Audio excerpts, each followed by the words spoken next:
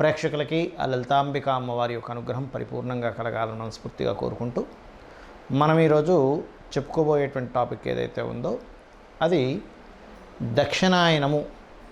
మనకి కర్కాటక రాశిలోకి సూర్యభగవానుడు ప్రవేశించినప్పటి నుంచి ధనస్సు రాశి ఎండింగ్ వరకు ఈ దక్షిణాయనం అంటే 6 నెలల పాటు ఉంటుంది.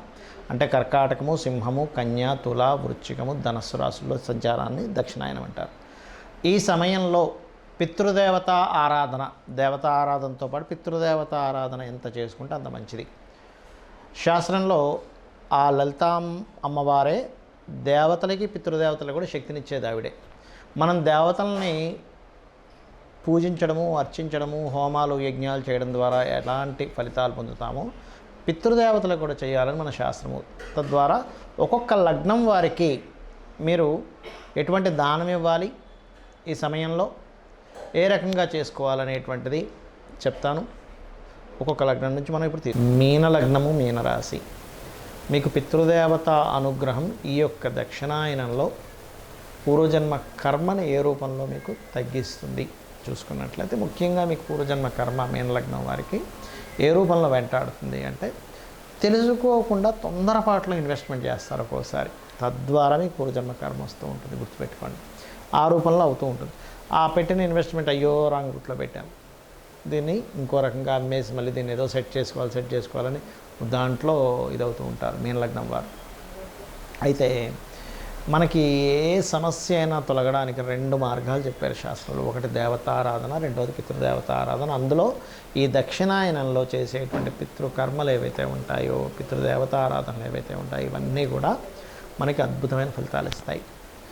ఇందులో మీరు స్వయంపాకంతో పాటు సహజంగా మీరు స్వయంపాకం ఎంత ఇస్తే అంత మంచిది మీనలగ్నం వారికి. అయితే మీనలగ్నంలో జన్మించామంటే ముఖ్యంగా అన్వేషణ ఎక్కువగా ఉంటుంది. నేను ఎందుకు జన్మించాను, నా లైఫ్ ఏమిటి, నా యొక్క లక్ష్యం ఏమిటి, ఈ జన్మ ఏమిటి అనేటువంటి ఈ శోధన ఎక్కువగా ఉంటుంది చెప్పాలంటే.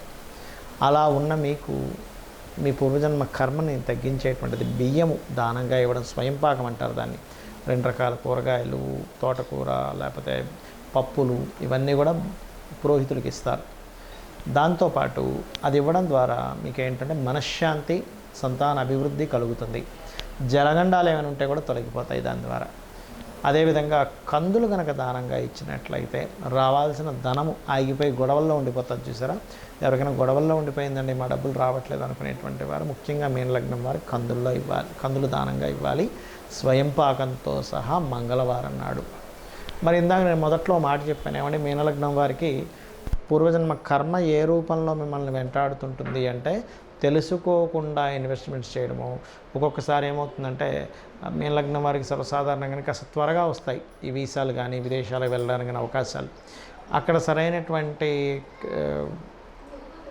ఆలోచన అంటే అక్కడ వేరే దేశాల్లో కానివ్వండి, వేరే ప్రాంతాలకు వెళ్ళి ఉద్యోగం చేద్దామని వెళ్ళినప్పుడు అక్కడ ఉద్యోగ అవకాశాలు సరిగ్గా ఉన్నాయో లేవో చూసుకోకుండా వెళ్ళిపోయి అక్కడ పోయి ఇబ్బంది పడుతూ ఉంటారు ఒక్కొక్కసారి. సమ్టైమ్స్ ఎప్పుడు శని పాడైతే అలాంటప్పుడు ఈ బెల్లము దానంగా ఇవ్వడం స్వయంపాకంతో పాటు, లేదా తెల్ల నువ్వులు దానంగా ఇవ్వడం చేయడం వల్ల ఇన్వెస్ట్మెంట్స్ ఖర్చులు తగ్గుతాయి. అనవసరం ఇన్వెస్ట్మెంట్స్ ద్వారా ఇబ్బంది పడడం ఇట్లాంటివి ఉండవు. అయితే ఇక్కడ కొన్ని సందర్భాల్లో విదేశాల్లో తీసుకోలేని పరిస్థితుల్లో ఉంటే ఇక్కడ ఎవరికైనా మీరు అరేంజ్ చేసుకొని ఇక్కడ వాళ్ళతో మీరు ఇప్పించవచ్చు దానాలు. దీంతోపాటు కొన్ని ప్రాంతాల్లో ఇండియాలోనే కొన్నిసార్లు తీసుకునే వాళ్ళు ఉండరు సరిగ్గా. అలాంటప్పుడు నువ్వుల ప్రదేశంలో బెల్లము, బియ్యము ప్రదేశంలో బియ్య పిండి చేసి గోవుకు తినిపించడము, కందుల ప్లేస్లో క్యారెట్స్ లేదా బీట్రూట్స్ గోవుకి అందులోనే దేవతలు ఉన్నారనేటువంటి భావనతో కనుక తినిపించినట్లయితే ఖచ్చితంగా మీకు మంచి ఫలితాలు వస్తాయి. చాలామందికి స్వయంపాకము ఇవ్వాలి అన్నప్పుడు స్వయంపాకం విషయంలో చాలా సందేహాలు ఉన్నాయి. ఏ వస్తువులు ఇవ్వాలి, ఏ వస్తువులు ఇవ్వకూడదు పితృదేవతల కోసము అనేటువంటిది. ముఖ్యంగా గుర్తుపెట్టుకోండి, స్వయంపాకంలో ప్రధానంగా బియ్యాన్ని ఇస్తారు. ఆ బియ్యం కూడా మీరు తినేటువంటి దానికంటే కూడా మంచివే ఇవ్వండి, లేదా మీరు తినేటువంటి బియ్యం ఇవ్వచ్చు. అంతేగాని చాలామంది తెలియక ఏం చేస్తారంటే చౌకబారు బియ్యం ఇస్తారు. దానివల్ల తీసుకున్న వ్యక్తి కనుక ఇలాంటిది ఇచ్చారేంటి అనుకుంటే అది పుణ్యం రావడం పక్క పెడితే ఇంకా అది దోషంగా అవుతుంది. మీ దగ్గర లేవు, బాగా బీదవాళ్ళు, దట్ ఈస్ డిఫరెంట్ కేస్. మీరు అదే బియ్యం తింటున్నారు, అప్పుడు వేరండి. అదే ఇవ్వచ్చు, తప్పేం లేదు. మీరు తినేదే మీరు ఇవ్వచ్చు, తప్పేం కాదు.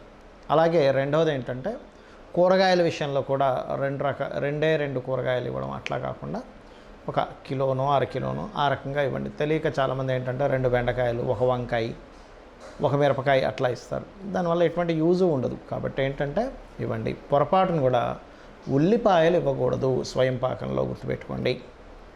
ఉల్లిపాయలు అస్సలు ఇవ్వకండి. 2 రకాల కూరగాయలు, తోటకూర, పప్పు, పెసరపప్పు, శనగపప్పు, లేకపోతే ఈ పప్పులు ఇవ్వచ్చు పర్టికులర్గా. అలాగే స్వయం పాకం ఇచ్చేటప్పుడు మీ యొక్క గోత్రము, మీ యొక్క ఇప్పుడు ఎలా ఉంటుందంటే తండ్రి గారు గతించారనుకోండి, అప్పుడు తండ్రి గారు, తాతగారు, ముత్తాతగారు పేర్లు చెప్పిస్తారు.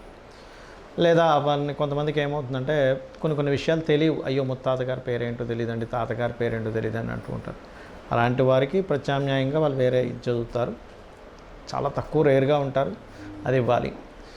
ఇక మరొక విషయం ఏంటంటే ఇందులో చాలామందికి ఇంకొన్ని సందేహాలు ఉన్నాయి. ఏమిటంటే ఏమండి మేము మొత్తం 4 అన్నదమ్ములం, మా అన్నయ్య ఆల్రెడీ ఇస్తున్నాడు, నేను ఇవ్వచ్చా, లేకపోతే మా తమ్ముడు ఇచ్చేస్తున్నాడు కదా నేను అక్కర్లేదా అని. అలా ఏమీ లేదు, గుర్తుపెట్టుకోండి. ఎంతమంది పిల్లలున్నా వేరే వాళ్ళు ఆ యొక్క దానాది కర్మలు చేస్తున్నా మీరు మాత్రం ఇవ్వండి. మనకి ఈ యొక్క పితృదేవత ఆరాధన వల్ల వంశ అభివృద్ధి కలుగుతుంది అని చెప్తుంది శాస్త్రం. సంతానం కలగటం లేదు, ఖచ్చితంగా సంతాన యోగం అనేటువంటిది ఇస్తుంది. ఏమంటే అనవసరమైన రోగాలు మాకు ఇబ్బంది పడుతున్నారు అన్నప్పుడు రోగ సంబంధించినటువంటి విషయాలని ఈ పితృదేవత ఆరాధన అనేటువంటిది దీర్ఘ రోగాల నుంచి కూడా బయటపడేస్తుంది. లైఫ్లో అసలు ఎదుగుదల లేదండి. పితృదేవత ఆరాధన అద్భుతమైనటువంటి, ఎందుకంటే మనల్ని రక్షించుకుంటూ ఉంటారు వారు. కాబట్టి ఇది మర్చిపోకూడదని మన యొక్క సనాతన ధర్మంలోనే, మన యొక్క శాస్త్రాల్లో ఉన్నటువంటి అంశం ఇది. మనకి ఇదేదో ఈ మధ్య కొత్తగా వచ్చింది కదా, మన రామాయణ మహాభారతాలలో కూడా భీష్మ పితామహుడు, అదేవిధంగా రాముడు, వీళ్ళందరూ పితృకర్మలు చేసినట్టు ఆ యొక్క దర్భల మీద ఆ యొక్క పిండములను పెడుతున్నటువంటివి మనం చాలా చూస్తూ ఉంటాం రామాయణ మహాభారతాల్లో కూడా. అంటే ఇదేదో ఈ మధ్య కాలంలో ఏదో వచ్చింది అనుకునేటువంటిది పూర్తిగా తప్పు, గుర్తుపెట్టుకోండి. అలాగే ఏమంటే ఈ 6 months దక్షిణాయనంలోనే చేయాలి, ఉత్తరాయణంలో చేయకూడదు అనేటువంటిది ఏం లేదు, గుర్తుపెట్టుకోండి. ఉత్తరాయణంలో చేయొచ్చు, దక్షిణాయనంలో మరింత ఎక్కువగా దాని యొక్క ప్రభావం ఉంటుంది అనేటువంటిది అర్థం. ఎందుకంటే ఆ యొక్క మహావిష్ణువు యోగ నిద్రలోకి వెళ్తారంటారు. ఈ యొక్క దక్షిణాయనంలో యోగ నిద్రలోకి మహావిష్ణువు వెళ్తున్నాడంటే దాని అర్థం ఏమిటంటే ఆయన ఏదో వెళ్తున్నాడని కాదు, మనము కూడా ఒక ధ్యాన సంబంధించినవి సాధనలు ఎక్కువగా చేయాలి. మహావిష్ణువు అంటే ఎవరో కాదు, మనలో ఉన్నటువంటి స్థితికారకుడే. మనం చేసే ప్రతి పనికి ఆయన నడిపించేవాడే. అంటే మనలో కూడా ఆయన యొక్క తత్వం ఉంది. కాబట్టి సాధనా కాలానికి ఈ దక్షిణాయనం గొప్పది, పితృదేవతలకి గొప్పది, ఏదైనా ఒక దీక్షల్లా తీసుకునేటువంటి వాటికి గొప్పది. ముఖ్యంగా వర్షాకాలం ప్రారంభం అవుతూ ఉంటుంది, ఇక్కడి నుంచి వర్షము, ఈ చలికాలాలు ఇవన్నీ. అంటే ఏమిటి, ఇలాంటి సమయాల్లో మీరు ఒకప్పుడు బయటికి వెళ్ళేవారు కాదు, ఎక్కువగా ఇంట్లోనే ఉండి సాధనలు చేసుకుంటూ ఉండేవారు. దానివల్ల ఏమిటి, బయటికి వెళ్ళి అనవసరంగా యోగ నిద్రలోకి వెళ్ళడం అంటే బయటికి వెళ్ళి ఈ రోగాలు ఇవన్నీ కూడా ఏంటి వర్షాల వల్ల వీటి వల్ల వస్తుంటాయి. కాబట్టి ఎటువంటి రోగములు రాకుండా ఇంట్లోనే నువ్వు చక్కగా కూర్చొని ఇంట్లో నుంచి అన్నీ ఆపరేట్ చేస్తూ చాలా తక్కువ సమయాన్ని మాత్రం బయటికి వెళ్ళి రావడానికి చేసుకోవాలనేటువంటిది చెప్పేవారు. అదే రకంగా యోగాభ్యాసాలు కానివి ఇవన్నీ కూడా మనం దీని ద్వారానే మనం ఈ దక్షిణాయనంలో ఎక్కువగా చేస్తూ ఉంటాం. మరొక విషయం ఏంటంటే ఇక్కడ శాస్త్రాల్లో అన్నీ కూడా కేవలం దేవతారాధన వల్ల రావు. ఎందుకు అంటే నెగటివ్ పాజిటివ్ రెండూ ఉంటాయి, గుర్తుపెట్టుకోండి. మనం ఒక బల్బు వెలగాలన్నా నెగటివ్ అండ్ పాజిటివ్ రెండూ ఉంటాయి. ఆ రెండూ కనెక్ట్ అయితేనే బల్బు వెలుగుతుంది. అలాగే ఇక్కడ ఇప్పుడు పితృదేవతలు అంటే నెగటివ్ అని కాదు, బాగా అర్థం చేసుకోండి. ఇది ఒక ఎనర్జీ, ఇది ఒక ఎనర్జీ అనమాట. ఆ different types of energies connect అయితేనే మనిషి యొక్క జీవితం అందంగా అద్భుతంగా ఉంటుంది.